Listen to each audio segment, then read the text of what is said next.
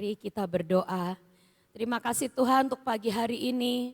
Biar segala kemuliaan hanya bagi satu nama, yaitu nama Yesus Kristus, Tuhan Raja atas segala alam.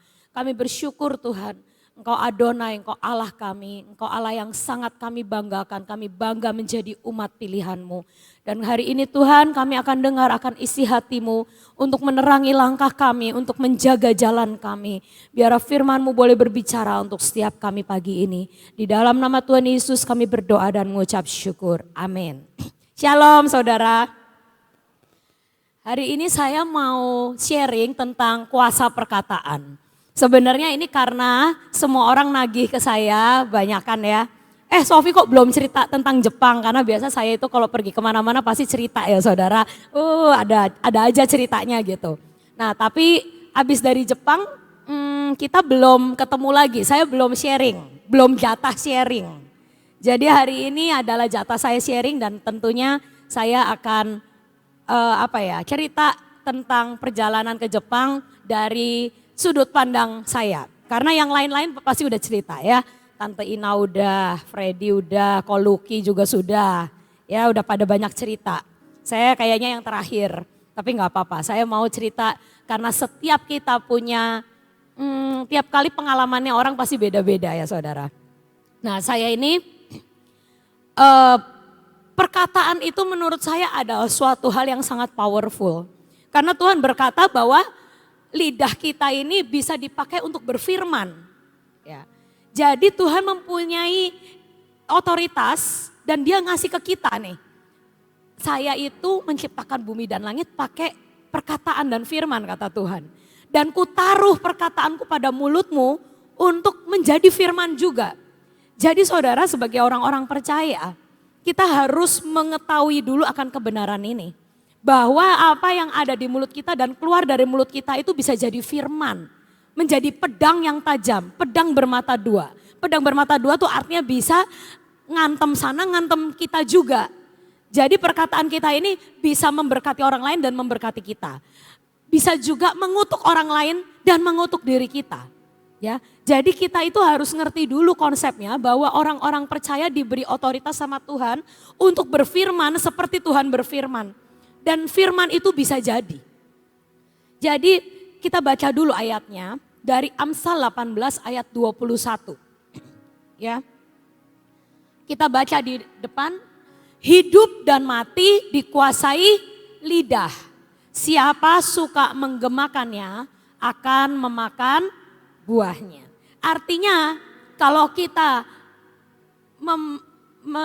menggemakan yang baik, nah nanti buah yang baik itu akan kita terima. Tapi kalau kita menggemakan yang negatif, yang jelek, yang keputusasaan, depresi, itu lama-lama buah yang kita sedang produksi itu adalah buah-buah yang negatif juga. Nah, ini pengalaman yang saya dapat waktu perjalanan ke Jepang ini seperti ini.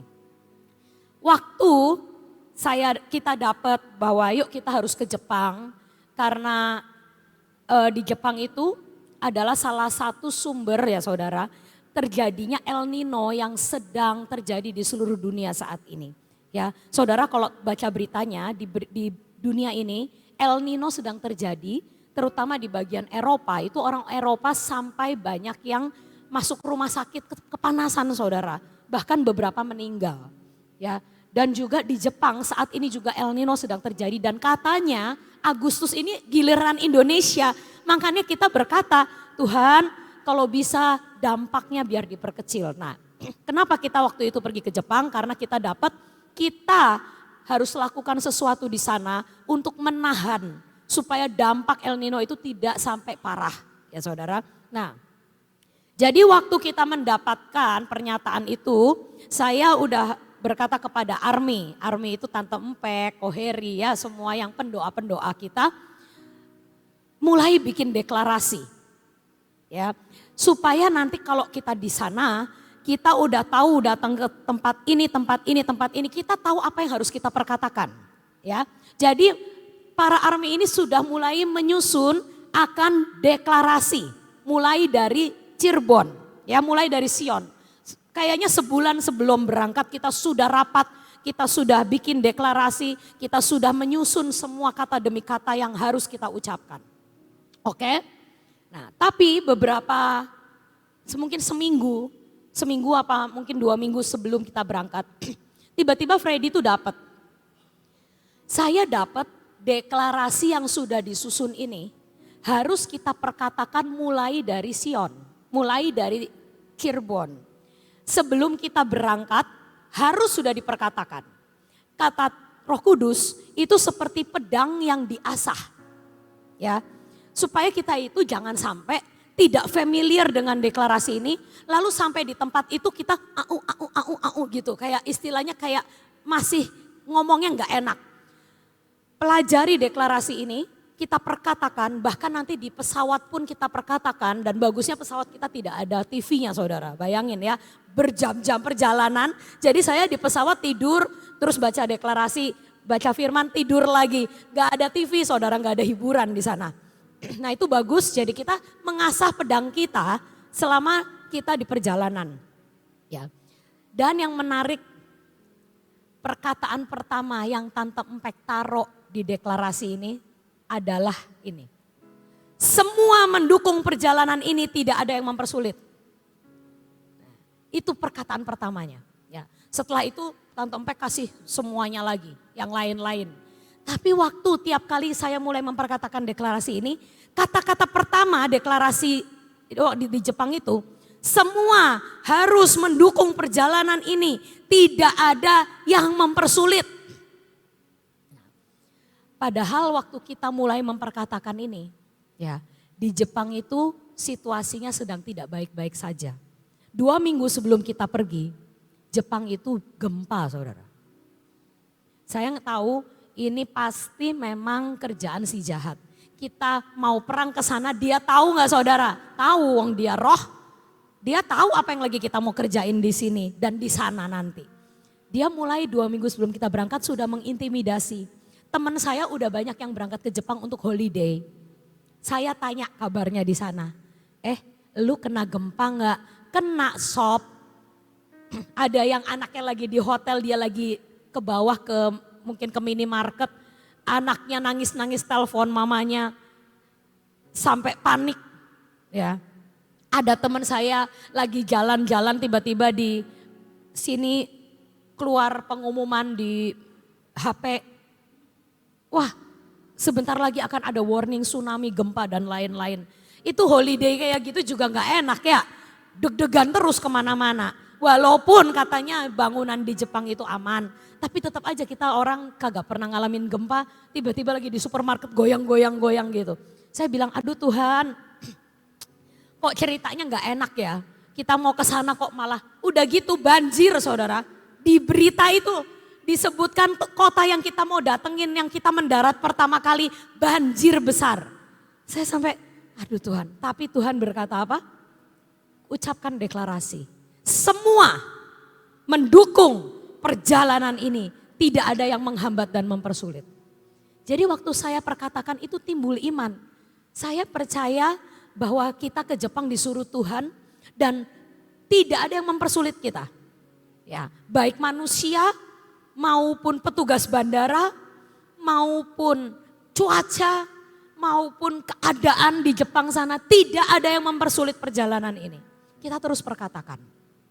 Tapi yang lucunya, seminggu sebelum pergi, Freddy itu buka perakiraan cuaca.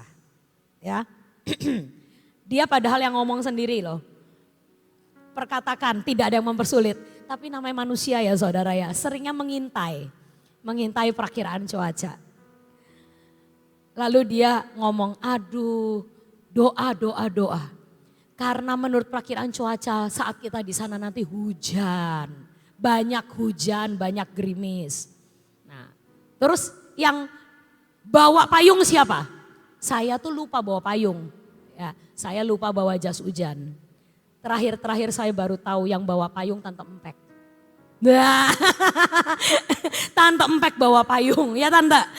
Iya, sampai terakhir saya baru taunya karena Tante Empek ngomong ke Freddy, kata kamu hujan Fred, gitu. Sampai Tante udah bawa payung, menu-menuin koper, harusnya kopernya bisa dipakai buat yang lain, buat belanjaan. ini bawa payung dari Cirebon. Ya, habis perkiraan cuacanya hujan. Ya, tapi kita banyak yang lupa bawa payung. Ya, tapi Tante Empek nggak lupa bawa payung. Udah siap-siap, tapi ternyata tidak hujan. Selama kita di sana, tidak ketemu hujan sama sekali. Pernah gerimis sedikit waktu mau perang, tapi begitu sampai perang cuaca cerah. Ya, jadi kita tuh diberi sama Tuhan penyertaan yang sempurna dan betul semua cuaca, semua keadaan mendukung perjalanan kita. Ya, dan itu namanya yang disebut apa saudara? Kuasa perkataan.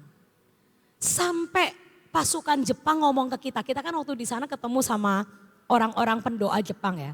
Mereka sampai bilang, seminggu sebelum kamu berangkat kita nih banjir loh. Sebelum kamu berangkat, perakiraan cuacanya sepanjang minggu ini hujan loh. Nah itu benar saudara, perakiraan cuacanya memang seperti itu. Wong kita juga lihat dari Indonesia. Tapi aneh, begitu kalian datang, saya buka perakiraan cuaca, berubah semua. Cerah, hanya mendung tapi tidak hujan. Sungguh Tuhan menyertai perjalanan kalian. Padahal perakiraan cuaca Jepang biasanya jarang geser. Kalau Indonesia, wah udahlah, gak bisa dipercaya 100%. Biasanya kalau orang Jepang yang bikin perakiraan cuaca itu akurat saudara. Tapi bersama Tuhan dia Allah semesta alam. Yang tadi kita nyanyikan. Baruch Hashim Adonai. Allah semesta alam. Dia yang punya bumi. Dia yang punya langit. Dan saat Tuhan berkata, anak-anakku sudah memperkatakan. Semua harus mendukung perjalanan ini. Termasuk cuaca. Tuhan buat mendukung kami. Amin saudara. Jadi jangan remehkan akan kuasa perkataan. Ada yang kedua kejadian yang sudah diceritakan beberapa kali, yaitu tentang dompet yang hilang. Ya, Tante Ina dompetnya jatuh di bus. Ya, semua sudah tahu ceritanya kan, akhirnya ketemu kan dengan mujizat Tuhan. Tapi saya mau cerita dari sudut pandang saya dulu, kenapa waktu dompet itu hilang dan saya diutus untuk pergi mencari dompet itu, saya sebenarnya imannya sudah loyo saudara. Karena di Jepang bagian utara, Hokkaido itu lain sama Tokyo, Osaka dan kota-kota besar di bagian selatan. Kalau di Tokyo dan Osaka itu orangnya banyak yang bisa bahasa Inggris karena itu kota besar. Tapi Hokkaido itu kampung saudara. Dan saya itu sebelum pergi ke Osaka, saya kan di Hokkaido, kita perangnya banyak di Hokkaido. Saya ngalamin yang namanya susah berbahasa. Sehari sebelum kita kehilangan dompet itu, saya itu pergi ke satu restoran buat makan sama popo-popo. Tentunya saya yang disuruh ngomong kan, untuk pesan menu kan. Saudara tahu berapa waktu yang saya perlukan untuk memesan menu? 15 menit buat ngomong sama dia, nerangin ke dia kita mau makan apa. Karena menunya semua bahasa Jepang, ya. Ibu-ibu kan, aku mau ini, aku mau ini, aku mau ini. Tapi di situ nggak ditulis satu porsi isi berapa. Saya tuh cuma mau nerangin ke orang yang nyatet menu. Saya pengen tahu ini satu porsi isi berapa. Jangan sampai semuanya pesen kebanyakan. Ngerti nggak saudara? Karena kita tuh pesannya sate Jepang. Tidak ditulis di situ, dia cuma tulis jenisnya, jenis daging. Sama harga. Nah saya pengen tahu ini harga satuan atau harga per 5 atau harga per 10 gitu loh saudara. Nah nerangin ke orang itu aja butuh 15 menit saudara. Untuk nanya. Jadi waktu dompet Tante Ina hilang dan saya disuruh untuk menerangkan kepada lost and found. Saya itu lemes saudara. Ini kemarin cuma nanya satu ini isinya berapa aja. Saya sampai capek banget rasanya itu pulang dari restoran. Ngomong sama orang itu, nerangin aja. Nah ini sekarang rumit gak saudara? Cari dompet hilang. Ayo, saya harus pakai cara apa untuk menerangkan? Tapi ingat kuasa perkataan. Saya ngomong ke Tuhan, Roh Kudus, Tuhan kau udah buktikan ke kita. Itu udah hampir akhir perjalanan. Sepanjang perjalanan tidak ada cuaca buruk. Tidak ada hal yang menghalangi kita. Dan saya sudah buktikan ucapan itu jadi kenyataan. Ini sekali lagi Tuhan, buktikan bahwa selama perjalanan ini penyertaan Tuhan sempurna. Buktikan Tuhan firman ini bahwa tidak ada yang mempersulit kita. Tidak ada orang yang gak ngerti apa yang saya ngomong. Itu namanya orang mempersulit ya saudara ya. Saya berkata saat nanti saya ngomong dia harus mudeng. Oke? Akhirnya saya nerangin. Saya juga minta tolong Roh Kudus. Caranya langkah pertamanya apa dulu ya. Yang saya harus omongin ke orang itu. Lalu Roh Kudus memberikan ide untuk saya cari di Google nomor telepon stasiun tempat saya berangkat. Ya, karena kita berangkat dari satu kota, namanya kota Asahikawa, itu kampung kecil saudara. Jadi hanya satu halte bus ada di tempat itu. Jadi saya tahu Google pasti punya bus station Asahikawa. Ya. Lalu saya akhirnya nunjukin nomor telepon dari Google itu kepada si orang yang bagian lost and found. Saya ngomong, saya naik bus, pakai bahasa Inggris ya saudara, saya nggak bisa bahasa Jepang. Saya naik bus dari stasiun ini jam 8.40 tadi pagi. Ya. Lalu dompet teman saya hilang, kayaknya jatuh di bus. Saya minta tolong kamu buat nge-track ke stasiun bus ini. Kira-kira bisa nggak telepon supirnya untuk menanyakan dompet teman saya. Itu aja udah. Anehnya dia cuman gitu kan. Oke, wait. Dia juga bahasa Inggrisnya jelek ya. Bagian informasi harusnya oke, can you please wait a moment. Enggak ada kayak gitu ya. Wait. Aduh gak meyakinkan ini. Saya sampai Tuhan dia ngerti gak ya maksud saya ya Tuhan. Akhirnya dia nelpon. Terus kita cuman berdoa sama Tante Ina. Udah ya Tante doa aja ya Tante, ini memang butuh mujizat yang besar. Butuh anugerah pelayanan malaikat. Wis sibuk malaikatnya wis. Nah akhirnya orang itu nelpon. Tutup lagi. Dia buka-buka buku, telepon lagi, tutup lagi, buka-buka buku. Saya tuh sampai gatel pengen nanya, lu ngerti gak maksud gua tadi? Ya, karena saya gak yakin dia tuh ngerti gitu. Kayak gak meyakinkan. Setelah sekitar 10 menit dia tutup telepon, angkat telepon tutup lagi. Dia cuman tiba-tiba ngomong, you go downstairs. Platform 4, 10 minutes. Kita disuruh turun dalam 10 menit ke platform 4. Are you sure? Yes. Now, go now. Jadi saya sama Tante Ina, Tan ini saya gak ngerti bener gak sih dia tuh mudeng gak sih sama yang kita maksud gitu loh. Saya takutnya dia ngira kita nyari bus. Ya kan? Tapi ya mau bagaimana lagi Tuhan, kami hanya berharap kepadamu. Akhirnya kita berdua turun nunggu di platform 4. Tempat kita turun tadi. Udah, terus ada bus lewat. Tan ini bukan bus kita tadi, gak tahu Sof. Coba ya saya tanya ya, saya naik ke bus, taruh di Google Translate ke supirnya. Apakah kamu yang membawa kita dari Asahikawa tadi jam 8.40? Supirnya baca, no, oke. Berarti bukan. Tiba-tiba kita nunggu sebentar, ada bus datang. Dan seperti yang Tante Ina cerita, dari jauh supirnya sudah gini-giniin dompet. Saudara, ajaib ya saudara ya. Waktu ketemu sama dompet itu kita berdua sampai berpelukan di pinggir platform itu.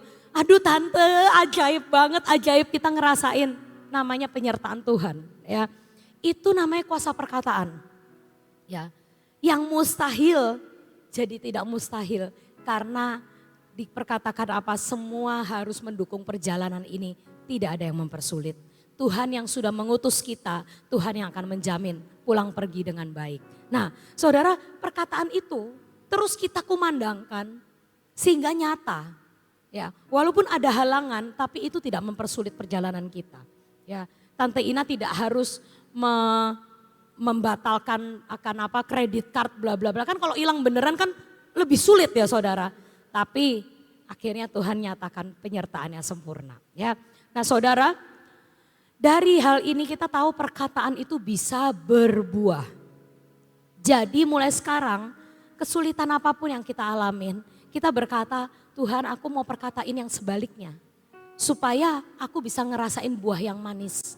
Walaupun sepertinya kayak masak sih, tapi jangan masak sih dulu. Ya saudara, kita berkata aku mau makan buah yang manis.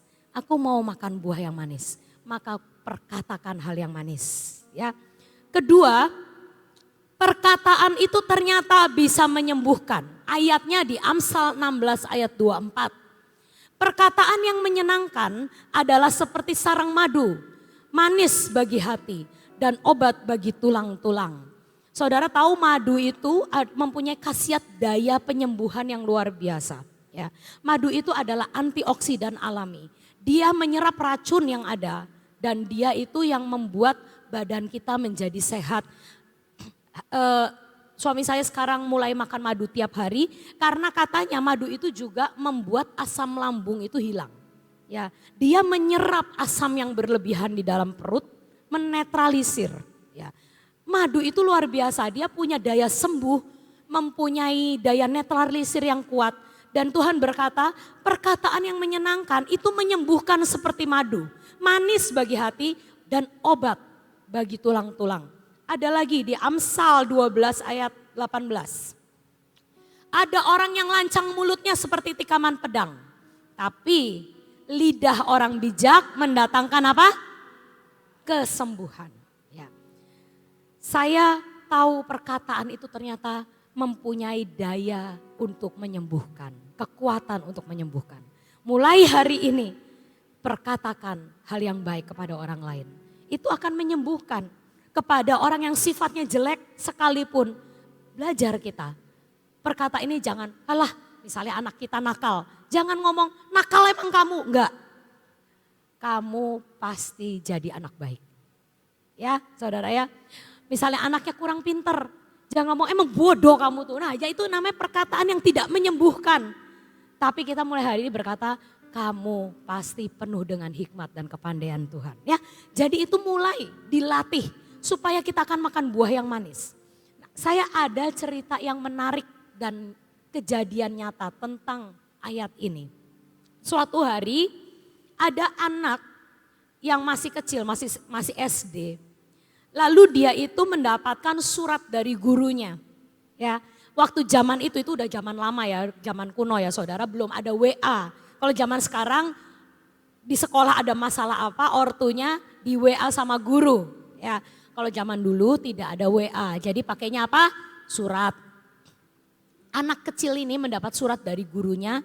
Gurunya bilang, nah ini ada surat tolong sampaikan kepada mama kamu. Oke, begitu anak ini pulang, dia kasih suratnya ke mamanya. Ma ada surat dari Bu Gulu. Ya, dibuka sama mamahnya. Terus dibaca, dan anak itu kepo. Mah apa isi surat dari Bu Gulu? Ya kan? Terus mamanya, oh nak ini ada surat dari Bu Guru isinya seperti ini. Surat ini nulis bahwa kamu adalah anak yang jenius. Sekolah ini terlalu kecil untuk kapasitas otakmu yang begitu hebat. Dan mereka tidak punya guru yang cukup pintar untuk mendidik kamu.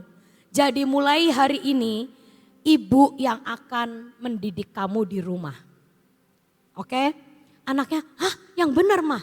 Jadi aku kepinteran, iya. Kamu kepinteran. Sampai Bu Guru di sekolah merasa tidak sanggup ngajarin kamu. Mulai hari ini sekolah nyuruh mama yang ngajarin kamu. Private sama mama. Supaya kamu bisa lebih explore macam-macam. Ya, oke, mulai hari itu anak itu homeschooling sama mamahnya. Mamahnya yang jadi guru dia. Sampai akhirnya bertahun-tahun anak ini tumbuh menjadi besar dan dia menjadi ilmuwan. Dan dia menjadi ilmuwan yang sangat hebat. Ya, padahal dia tidak pernah mengecap bangku sekolah yang formal. Tapi dia menjadi ilmuwan yang sangat hebat dan diakui oleh orang-orang dia memang penemu yang jenius. Suatu hari mamahnya meninggal. Dan dia beresin barang mamahnya itu kan, kalau orang meninggal kan bisa barangnya diberesin ya saudara ya. Tempat tidurnya, lemarinya dan sebagainya. Anak ini akhirnya menemukan secari kertas yang disimpan sama mamahnya. Dan dia ingat, ini kayaknya kertas ini saya ingat ini loh. Ya, amplop ini saya ingat. Dia buka. Isinya ternyata adalah apa? Surat dari ibu gurunya dia zaman dulu. Masih disimpan sama mamanya. Dia buka surat itu, ternyata isinya apa?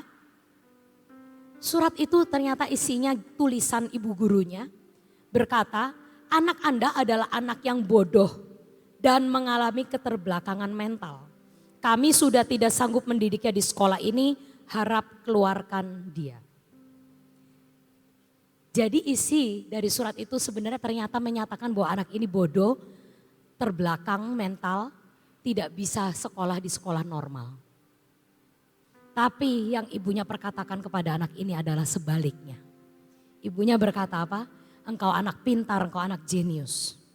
Anak ini begitu membaca surat ini, dia tahu bahwa perkataan ibunya berpuluh-puluh tahun lalu itu yang mengubah cara pandang dia terhadap dirinya dan membuat dia menjadi pemenang. Saudara tahu anak ini siapa? Thomas Alva Edison. Penemu lampu dan 1000 hak paten atas semua penemuannya yang lain. Ya, dia menemukan 1000 penemuan yang hari ini dipatenkan dan dipakai sama manusia modern. Anak ini sebenarnya dicap jadi anak bodoh dan terbelakang. Tapi hari itu mamahnya memutuskan, aku gak akan perkatakan yang negatif pada anak ini. Aku akan berkata, kamu anak pinter, malah kamu kepinteran. Dibanding yang lain gak ada tandingannya. Dan perkataan mamahnya itu dia percaya. Perkataannya mamahnya itu dia pegang. Dan dia berkata, oke, mamah yang ngajarin aku. Mungkin setiap kali dia menemukan kegagalan dalam penelitiannya, dia akan ingat perkataan mamahnya, aku ini orang pinter. Aku ini orang yang jenius, lebih pintar dari manusia rata-rata. Sehingga saat dia ngalamin kesulitan, kegagalan, dia ingat perkataan mamahnya. Aku ini pinter. Dan itu yang membuat dia menjadi salah satu penemu terhebat di dunia. Thomas Alva Edison. Seorang anak yang putus sekolah. Karena perkataan gurunya, dia bodoh. Tapi sama mamahnya dibalikan keadaan. Mamanya berkata, kamu anak yang pintar luar biasa. Dan saudara, perkataan itu bisa mengubah jalan hidup loh. Kalau waktu itu mamanya berkata, kamu bodoh nak, sekolah ngeluarin kamu. Anak itu akan mempunyai cara pandang yang beda sama dirinya. Dia setiap kali nemuin kegagalan, dia akan berkata, ya emang aku bodoh. Ya emang aku ini orang yang tidak pintar sampai dikeluarkan dari sekolah. Tapi karena mamahnya berkata yang positif, anak itu percaya. Sehingga tiap kali dia nemuin kegagalan, dia akan berkata, enggak apa-apa. Aku ini emang pintar, pasti bisa. Nah, saudara, itu namanya buah dari perkataan. Makanya kita harus mulai sekarang belajar berkata-kata yang positif. Ya. Ketiga, yuk kita yang terakhir. Belajar dari Bileam. Ya. Karena hari ini masalahnya tentang perkataan, Bileam ini adalah seorang nabi Tuhan yang dipakai melalui perkataan. Ya, kita baca dulu dari Bilangan 22 ayat 6. Bileam waktu itu terkenal sebagai orang yang perkataannya selalu jadi. Sampai suatu hari bangsa Israel, mereka itu lagi ada di suatu dataran, di depannya Raja Moab dan Midian. Raja Balak. Sebenarnya Israel tidak mengganggu mereka, cuman berkemah. Tapi Raja Balak ini sebel sama bangsa Israel. Dan dia berkata, ini bangsa apa sih sampai menuin bumi 2 juta orang lebih ini. Mau ada di daerah saya lagi. Jadi tentara-tentaranya pada ngomong itu namanya bangsa Israel Tuhan. Mereka keluar dari Mesir, mereka mau masuk ke Kanaan. Padahal bangsa Israel itu tidak mengganggu Moab dan Midian. Tapi rajanya itu gatal pengen nyerang mereka. Kesel gitu loh. Ah bangsa apa sih ini menu-menuin bumi. Saya pengen musnahin. Jadi tentaranya pada ngomong, Tuan, kalau tuanku berperang langsung lawan mereka, itu Tuhan mereka itu menyertai. Karena ini tersohor berita, bangsa ini tidak terkalahkan karena Tuhan mereka luar biasa. Kalau Tuhan mau mengalahkan mereka, harus dikutuk dulu. Dan saya punya kenalan orang yang terkenal, perkataannya selalu jadi. Berarti Bileam ini adalah nabi yang dipakai Tuhan. Sampai terkenal, sampai kedengeran sama negara-negara lain bahwa dia perkataannya selalu jadi. Ayat yang ke-6. Karena itu raja ini berkata kepada Bileam ya. Akhirnya Bileam dipanggil dan dikatakan, raja berkata, datanglah dan kutuk bangsa itu bagiku. Sebab mereka lebih kuat daripadaku. Mungkin aku sanggup mengalahkannya dan menghalaunya dari negeri ini. Sebab aku tahu siapa yang kau berkati dia beroleh berkat. Dan siapa yang kau kutuk dia kena kutuk. Jadi Bileam ini punya suatu anugerah dari Tuhan yang sangat besar. Perkataannya selalu jadi. Sampai raja dan semua pegawainya tahu. Kalau kamu ngutuk pasti jadi. Kalau kamu berkatin pasti jadi. Ayo kutuk buat. Dan raja itu membawa harta, membawa bayaran yang sangat besar buat Bileam. Kalau kamu kutuk, berhasil sudah ngutuk, ini semua upah ini aku berikan kepadamu. Dibayar saudara buat ngutuk. Tapi yang terjadi saudara tahu kan, Tuhan menghalangi Bileam sampai keledai yang dia pakai untuk jalan ke sana, keledainya bisa ngomong, bayangin. Keledai bisa ngomong itu cuma ada di Alkitab sama di film kartun saudara. Ya, ternyata di film kartun binatang bisa ngomong, di Alkitab ada saudara, sekali-kalinya. Demi Tuhan tuh memperingatkan seorang yang luar biasa, kacau namanya Bileam ini. Dia sudah punya karunia yang besar sekali, yang penting sekali. Tapi dia manfaatkan untuk keuntungan diri sendiri. Ya. Dan dia waktu itu keledainya berkata, jangan tuanku, Tuhan tidak mengizinkan kita lewat. Ada malaikat besar yang menghalangi jalan mereka untuk Bileam tidak mengutuk bangsa Israel. Sampai keledai ngomong, Bileam tetap lanjut. Tetap dia mengutuk. Tapi tidak berhasil. Karena begitu nyampe di atas, rajanya ayo kutuk sekarang. Bileam mulutnya disetir sama Tuhan. Ya, untuk tidak mengucapkan kutuk atas bangsa Israel.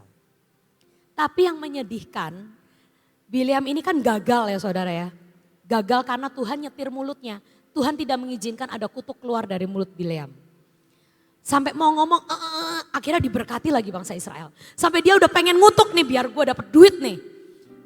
Tapi tetap yang keluar berkat lagi, berkat lagi. Bileam ngomong ke raja. Rajanya marah kan, kamu mau tak bayar enggak? Ini saya udah nyiapin bayaran buat kamu, masa kamu tidak mau ngutuk? Bayar, kalau mau dibayar ngutuk. Bileam itu cinta uang, cinta uang. Dia berkata kepada raja, raja kan Tuhan gak ngizinin saya buat ngutuk bangsa Israel kan. Ini mulut saya disetir sama Tuhan gak bisa.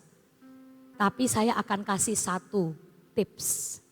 Gimana caranya mengalahkan bangsa Israel. Ini mulut yang jahat sekali. Dia punya karunia, tapi dia pakai mulutnya untuk menghancurkan rencana Tuhan. Ya, kita baca ayatnya, Bilangan 31 ayat 16.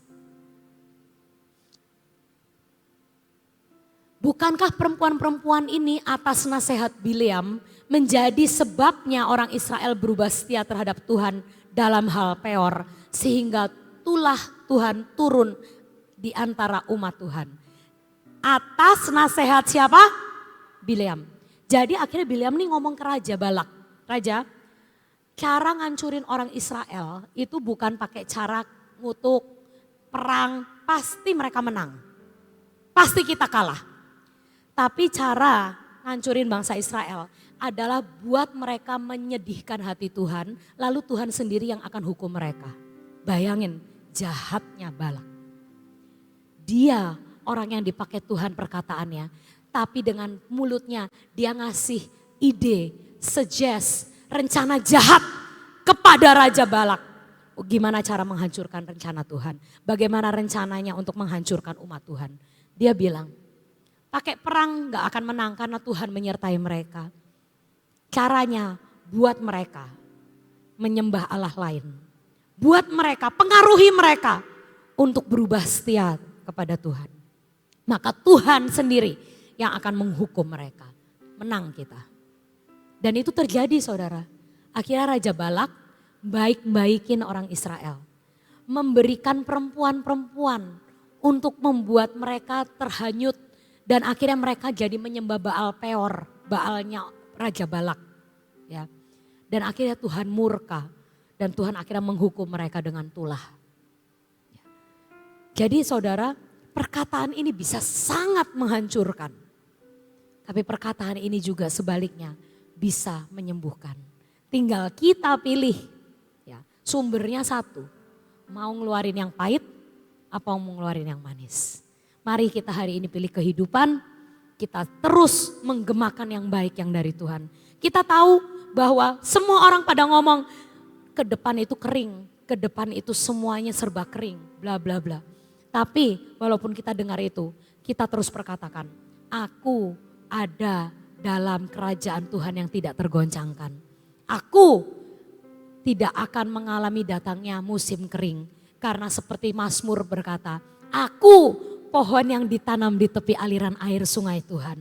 Walaupun kering, aku tetap hijau dan berbuah. Itu saudara, itu adalah ayat-ayat pembalikan keadaan yang harus kita terus perkatakan saat kita menghadapi kesulitan-kesulitan. Ya, kita percaya perkataan kita didengar Tuhan, di-approve sama Tuhan dan perkataan kita akan menjadi buah yang manis. Amin. Tuhan memberkati.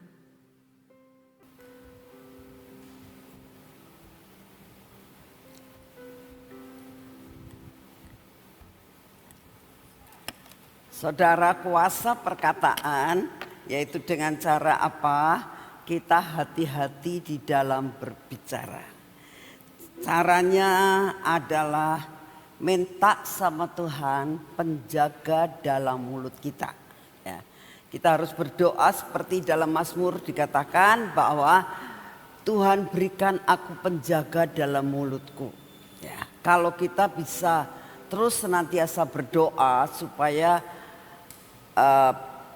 ada penjaga di dalam mulut kita, nanti kita akan merasakan dalam kehidupan kita apapun yang kita katakan itu bisa membawa berkat buat orang lain saudara. Sebab sebelum ngomong, kalau ada orang yang membuat hati kita tuh pengen marah ya, kalau kita mulai meminta beri penjaga dalam mulutku ya. Ya ini nih sudah diterangkan dalam Mazmur 141 ayat 3. Awasi mulutku ya Tuhan, berjagalah pada pintu bibirku. Mazmur mengatakan seperti itu biar kita juga minta sama Tuhan. Tuhan awasi mulutku. Jadi kalau kita minta diawasi mulut, berarti mata Tuhan juga tertuju kepada mulut kita ya. Lalu berjagalah pada pintu bibirku. Karena kadang-kadang kita itu kurang berjaga-jaga ya. Kadang-kadang kita ngomong itu bahasa Jawanya keceplosan ya. Karena apa? Karena kita sudah kepancing ya. Pada saat kita berbicara kepada setiap orang, lalu kita kepancing, begitu kepancing ini kurang jaga-jaga sehingga kadang-kadang mengeluarkan perkataan yang enggak berkenan di hati Tuhan. Hati-hati dengan mulut kita, biar lebih baik kita memberkati daripada kita itu mengeluarkan perkataan tidak baik. Kenapa? Kuasa perkataan, saudara, Roh Kudus ada di dalam hidup kita. Begitu kita mengeluarkan perkataan tidak baik, langsung ditangkap sama iblis ya. Dan apa yang terjadi? Dibuat sampai perkataan kita jadi ya. Karena kita adalah orang-orang pilihan Tuhan. Belajar jaga mulut baik-baik ya. Yuk kita berdoa. Bapak, terima kasih untuk segala sesuatu yang Kau sediakan kepada kami pada hari ini ya Tuhan. Betapa kuasa perkataan itu sangat-sangat luar biasa. Oleh karena itu ya Tuhan, kami akan mengatakan kepadamu, kami akan menghargai akan ciptaan-Mu yang Engkau menciptakan mulut kami ini. Kami mau menghargai akan ciptaan-Mu mulut ini Tuhan. Kami menghargai akan lidah yang Kau berikan buat kami. Kami menghargai Tuhan akan bibir mulut yang Engkau sudah ciptakan buat kami. Buat kami saat ini Tuhan menghargai semua ini. Sehingga kami berhati-hati di dalam melakukannya. Biarlah terjadi penjagaan dalam bibir mulut kami Tuhan. Biar seluruh perkataan kami menjadi berkat buat orang lain. Dapat memuji nama-Mu. Dapat kami juga memperkatakan perkataan firman-Mu. Dapat menghibur orang lain. Tuhan, ajar kami untuk mempergunakan barang berharga ini untuk kemuliaan bagi nama-Mu. Terima kasih untuk kasih setia-Mu dan anugerah-Mu yang luar biasa. Terima kasih ya Bapak untuk semua dan semuanya ini. Tetap Tuhan, pada pagi hari ini kami tidak akan bosan Tuhan untuk terus mengetuk pintu surga dengan kami berdoa buat bangsa dan negara kami ini. Bapak, kami tahu Tuhan, bulan depan adalah bulan ke-8. Engkau sudah memperingatkan kami bahwa pada bulan 8 ini akan terjadi perkara-perkara yang gak enak Tuhan. Oleh karena itu kami saat ini datang di hadapan-Mu. Biarlah Engkau memberikan perlengkapan-perlengkapan dalam hidup kami Tuhan. Untuk kami dapat menjalani kehidupan ini. Dan kami boleh mengalami kemenangan. Apapun yang bakal Kau izinkan terjadi. Kami tahu Tuhan bahwa Engkau akan membuat kami berbeda dengan yang lain. Terima kasih untuk semuanya. Bapak, saat ini tetap kami berdoa untuk Bapak Presiden, Wakil Presiden dan semua stafnya. Para Dewan Pertimbangan Agung kami doakan. Kami juga berdoa untuk penasehat-penasehat yang di sekitar Bapak Presiden dan Wakil Presiden. Kami juga berdoa untuk pembuat rancangan undang-undang yang sekeliling daripada Bapak Presiden. Kami doakan semua Tuhan supaya mereka takut dan gentar kepadamu. Biarlah mereka yang membuat rancangan-rancangan yang tidak pas di hatimu, yang tidak membawa kebaikan buat bangsa ini. Engkau yang akan menggagalkan Tuhan. Engkaulah yang akan membuat dan membelokkan semuanya ini. Mereka akan membuat sesuatu perubahan-perubahan Tuhan. Sehingga tidak mengakibatkan lebih fatalnya bangsa dan negara ini. Terima kasih ya Tuhan.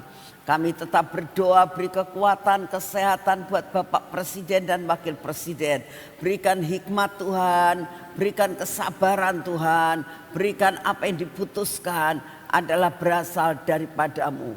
Biarlah Engkau yang akan membelokkan perkara-perkara yang tidak benar. Terima kasih untuk kasih setia-Mu.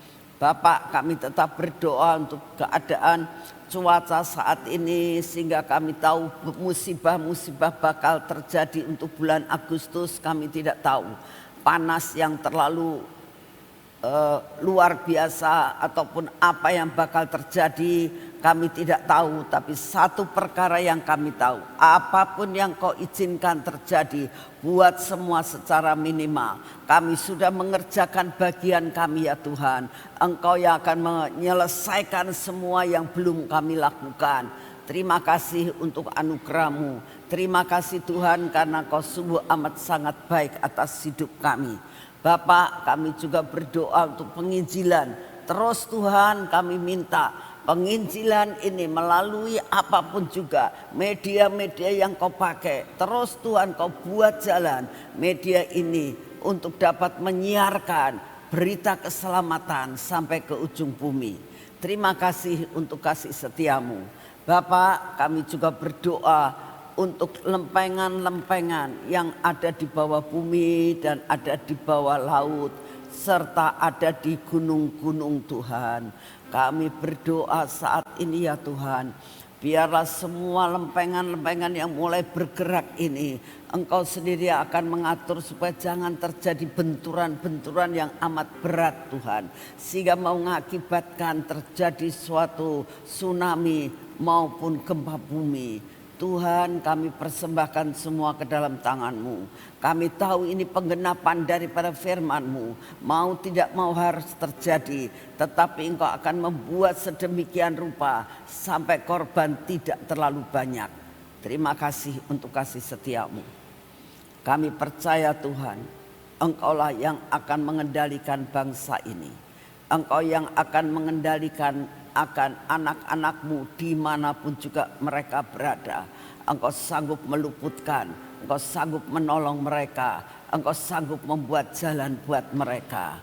Terima kasih untuk kasih setia-Mu. Kami sungguh mengucap syukur karena Engkau sungguh amat sangat baik atas hidup kami. Terima kasih Tuhan Yesus, terima kasih. Dan saat ini kami minta kekuatan baru ya Tuhan.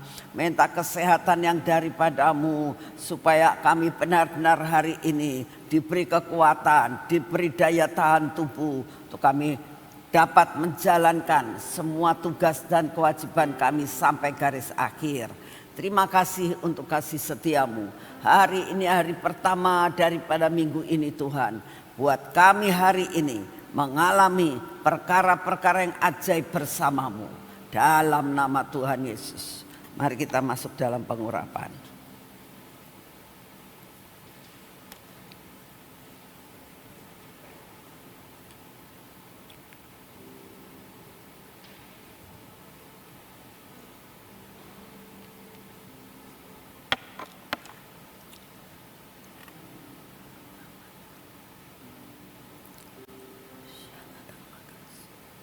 Bapak, ini minyak yang berasal daripada-Mu. Kami bersyukur karena Engkau tidak pernah meninggalkan kami. Dengan kami melihat akan semua mujizat yang terjadi. Kami melihat supranatural yang kami lihat dengan kasat mata kami. Kami tahu ini terjadi dan menjadi impartasi terhadap hidup kami. Terimpartasi akan semua yang tidak mustahil terjadi sesuatu kemustahilan. Engkau akan membuat sesuatu supranatural di dalam hidup kami. Engkau akan memberikan berbuah-buah di dalam hidup kami. Penyertaan-Mu akan sempurna dalam hidup kami ya Tuhan. Pada mata kami, pada telinga kami, pada bibir, mulut kami dan hati kami. Engkau cengkeram hati kami terus dengan supranatural yang daripada-Mu. Untuk kami dapat berjalan seperti yang Engkau mau. Engkau akan hancurkan semua yang tidak baik dalam hidup kami ya Tuhan. Karena Engkau tahu ketegar tengkukan kami butuh sesuatu supranatural yang menghancurkan semua yang tidak baik dalam hidup kami. Berkati tangan kami hari ini. Biar kami dapat melakukan segala perkara bersama Engkau. Semua pekerjaan kami menjadi berhasil. Kami melakukan di dalam sukacita. Perkataan-perkataan kami manis yang boleh dinikmati oleh setiap orang. Biarlah kaki kami Tuhan hari ini berjalan dan tidak menjadi tersandung ya Tuhan. Perjalanan kami menjadi berhasil. Perjalanan kami menjadi sukacita. Perjalanan kami penyertaan-Mu nyata dalam hidup kami. Kami hidup di dalam supranatural yang daripada-Mu. Terima kasih Bapak untuk hari ini. Dalam nama Tuhan Yesus. Amin. Selamat pagi semuanya. Tuhan memberkati.